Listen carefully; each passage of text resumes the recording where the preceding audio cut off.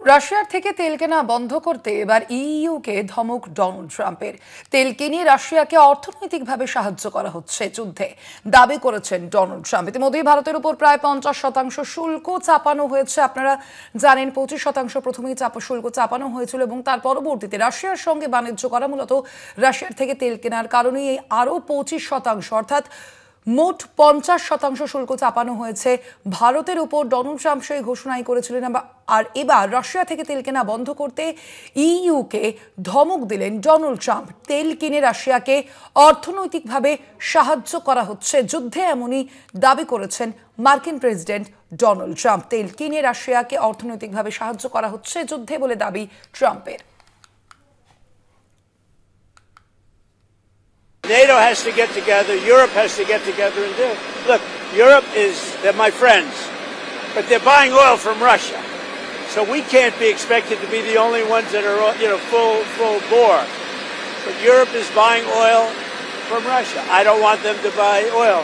And the sanctions that they're putting on are not tough enough. And I'm willing to do sanctions, but they're going to have to toughen up their sanctions commensurate with what I'm doing. But just to clarify, you wouldn't move ahead until NATO moves ahead. Well, I'm ready to move ahead, but they have to do it. I think they will. But right now they're talking and they're not doing. Look, they're buying oil from Russia. We're not buying oil from Russia. They're buying a lot of oil from Russia. That's not the deal. কথা বলবো এ নিয়ে আমরা। আমাদের সঙ্গে এই মুহূর্তে সরাসরি রয়েছেন প্রতিনিধি দুর্গাদাস বন্দ্যোপাধ্যায়। দুর্গাদা, যে বিষয়টি আমরা দেখেছিলাম সম্প্রতি, এসসিওর যে ছবি দেখেছিলাম, রাশিয়া, ভারত এবং চীন, তিন দেশের রাষ্ট্রপ্রধানদের সেখানে কথা বলতে, এবং তার পরবর্তীতেই কি ডোনাল্ড ট্রাম্পের রাগের কারণেই বা রোষের মুখে পড়তে হচ্ছে এই তিন দেশকেই পরপর? দেখো, একটা বিষয় খুব পরিষ্কার যে ডোনাল্ড ট্রাম্প তিনি কিন্তু সময় যত গড়াচ্ছে তত কিন্তু দেখা যাচ্ছে যে বিগত দিনে আমরা যেমন দেখেছি যে ভারত এবং চীনের ওপর তিনি ক্রুদ্ধ হয়েছেন। বিশেষ করে রাশিয়ার কাছ থেকে যে কনস্ট্যান্ট তেল বা ক্রুড অয়েল, যেটা ভারত এবং চীন থেকে শুরু করে ইউরোপিয়ান ইউনিয়নের বেশ কিছু দেশ তারা কনস্ট্যান্ট কিনে চলেছে তাদের দেশের অভ্যন্তরীণ প্রয়োজনের জন্যে, এই বিষয়টাকে তিনি কোনোভাবেই মান্যতা দিতে চাইছেন না। তিনি মনে করছেন যে যেহেতু বিগত বেশ কিছুদিন ধরে রাশিয়া এবং ইউক্রেনের যে যুদ্ধ চলছে সেই যুদ্ধ নাকি তিনি থামাবার উদ্যোগ গ্রহণ করেছেন, এবং এই যুদ্ধ থামাবার প্রয়াসে সবথেকে বড় বাধা হয়ে দাঁড়াচ্ছে বলে ডোনাল্ড ট্রাম্প মনে করছেন রাশিয়ার কাছ থেকে কনস্ট্যান্ট ভারত, চীন, ইউরোপিয়ান ইউনিয়নের বেশ কিছু দেশের এই যে ক্রুড অয়েল কেনা।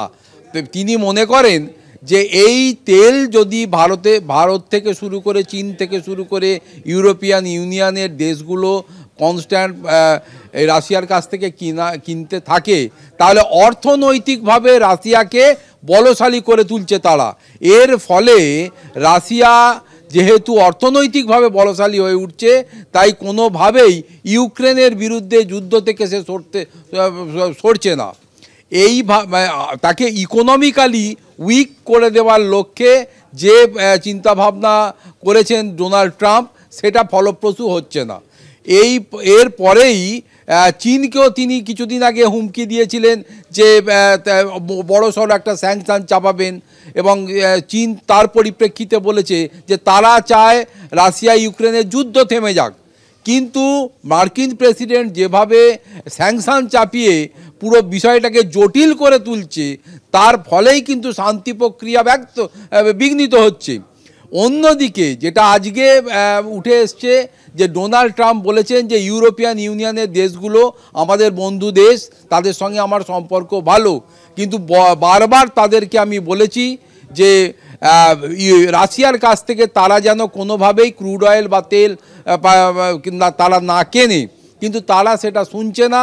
ফলে তাদের ইউরোপিয়ান ইউনিয়নের যে সমস্ত দেশ রাশিয়ার কাছ থেকে এই মুহূর্তে তেল কিনছে তাদেরকে তিনি হুমকি দিয়েছেন যে এবার কিন্তু তাদের বিরুদ্ধেও তিনি স্যাংশন চাপাবেন বা শুল্ক চাপাবেন, শুল্ক আরোপ করবেন, শুল্কের আরোপের মাধ্যমে তাদের উপর চাপ সৃষ্টি করবেন।